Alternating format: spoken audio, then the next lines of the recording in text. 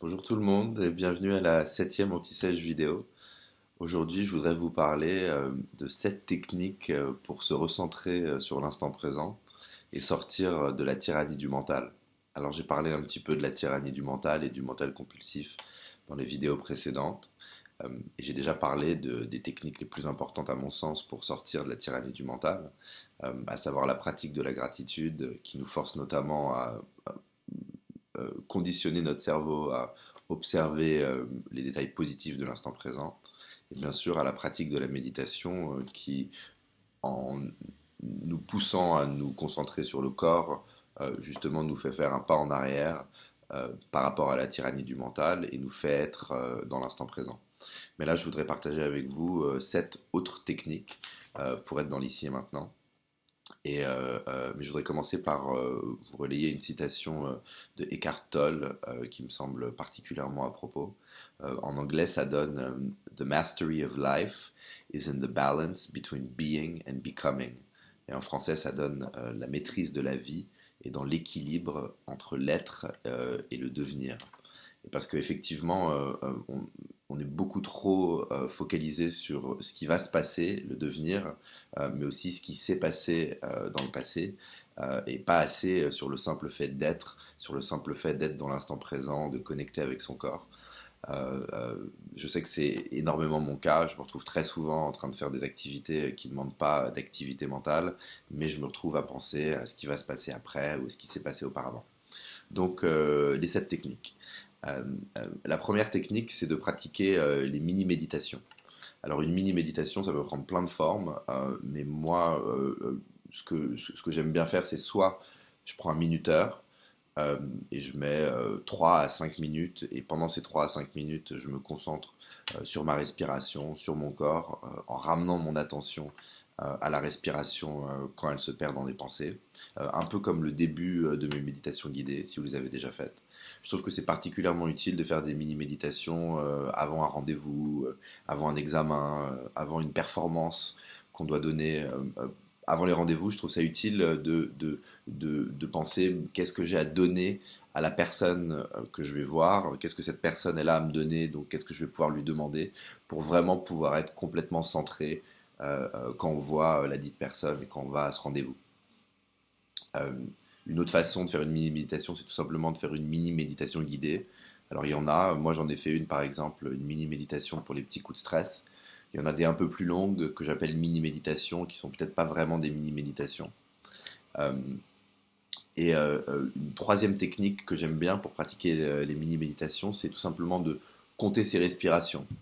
Euh, J'inspire, je compte un, j'expire, je compte 2, j'inspire, je compte 3, etc. jusqu'à 10. Et quand j'arrive à 10, je reviens à 0. Et en général, moi, ce que j'aime bien faire, c'est faire 3 séries de 10. Donc, par exemple, si je suis dans une salle d'attente, ou si je suis dans le métro, ou si je suis quelque part où il n'y a pas véritablement grand-chose à faire, et donc mon mental commence à tourner un peu en toupie, et bah, je peux j'essaye de faire des séries comme ça et je trouve que c'est particulièrement utile. Euh, Ma deuxième technique pour être plus dans l'ici et maintenant, c'est la technique de Deepak Chopra qui est de donner partout où on va. On a tendance à instrumentaliser beaucoup de personnes et d'événements dans nos vies.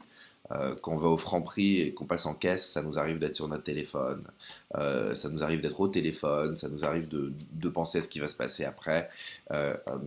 Mais souvent, en tout cas c'est mon cas, on doit véritablement se forcer pour être vraiment concentré sur la personne, la prendre comme un être humain à part entière, et donner à cette personne véritablement en tant que telle.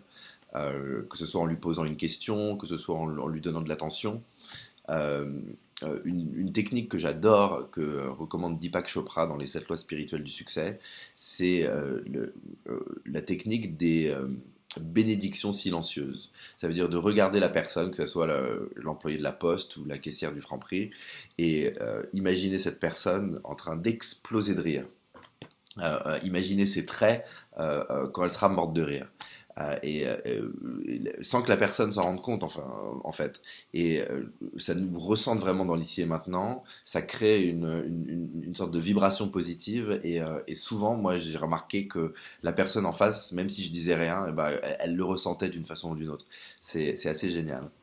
Euh, la troisième technique, euh, pour être dans l'ici et maintenant et se recentrer, c'est tout simplement de mettre une distance avec notre pire addiction, la pire addiction de l'histoire de l'humanité, le téléphone portable et les autres technologies qui nous enferment et qui nous gardent dans le passé et dans le futur constamment, Facebook notamment.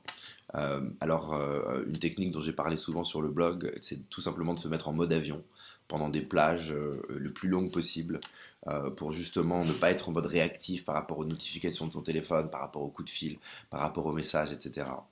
Une autre technique toute bête, c'est moi j'ai un problème avec Facebook, je suis addict de Facebook.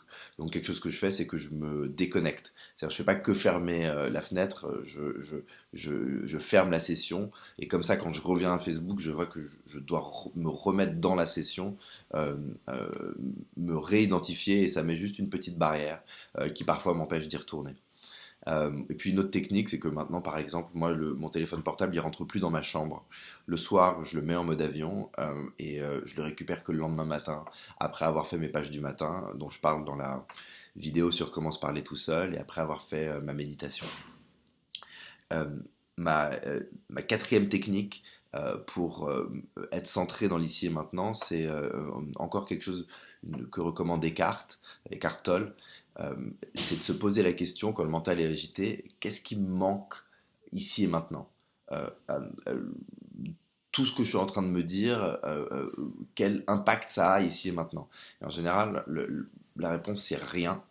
Et ça nous pousse justement à observer les détails autour de nous, à sortir de notre tête et à regarder véritablement ce qui se passe autour de nous, les visages, les plantes, euh, euh, des immeubles, plein de choses qui peuvent être en fait tout à fait dignes de notre attention, mais auxquelles on ne pense pas parce qu'on a tendance à juste mettre des étiquettes dessus et à les instrumentaliser pour le film qu'on se fait dans notre tête sur notre vie.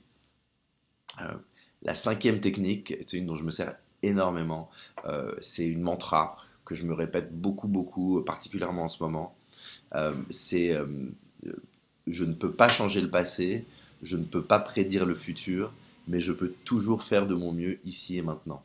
Et ça, je trouve que c'est une mantra qui est extrêmement utile quand, par exemple, on regrette d'avoir fait quelque chose, on regrette d'avoir envoyé un message, on regrette d'avoir dit quelque chose à quelqu'un.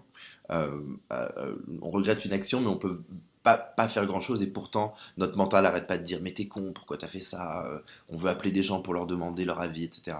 Je trouve que c'est extrêmement utile de se rappeler ça. Je ne peux pas changer le passé, je ne peux pas prédire le futur, mais je peux toujours faire de mon mieux ici et maintenant. Euh, les deux dernières techniques qui sont probablement peut-être un peu plus évidentes que celle-là, et ben la sixième, c'est tout simplement la musique. C'est très dur d'être dans son mental quand on est concentré sur de la musique. Ça nous met vraiment dans l'instant présent. Moi, quelque chose que j'aime bien faire, c'est j'aime bien me faire des mini karaokés tout seul. Je me sers de l'application de musique Spotify, et dessus il y a les paroles, et ben, je prends des chansons souvent et je les chante. Ça me permet de découvrir les textes, et puis ça me permet justement de me reconnecter à l'instant présent. Et puis ah oui, danser aussi, c'est une activité bien sûr qui nous met complètement dans l'instant présent, qui est extrêmement bonne pour le cerveau. Essayez de danser et de faire votre liste de courses en même temps, euh, vous aurez énormément de mal. Et puis ma dernière technique, encore peut-être un peu plus évidente que les autres, eh ben, c'est de faire du sport. C'est de se recentrer dans le corps par l'activité physique. Et ça, si vous avez remarqué, si vous faites du sport régulièrement, ou même pas régulièrement, ça calme vraiment l'agitation du mental. Moi, quelque chose que je fais énormément ces jours-ci, c'est que je marche. Et ça me calme beaucoup l'agitation des pensées. Je marche, je marche, je marche. Euh, voilà pour 7 des techniques dont je me sers pour contrecarrer la tyrannie du mental, me recentrer dans l'ici et maintenant, euh, et, euh, et plus profiter de la vie en fait, qui a tendance à passer sous nos yeux parce qu'on pense à nos problèmes passés et futurs. J'espère que cette vidéo vous a été utile. Si vous avez d'autres techniques dont vous vous servez pour vous recentrer dans l'ici et maintenant, merci de les partager. Et à bientôt.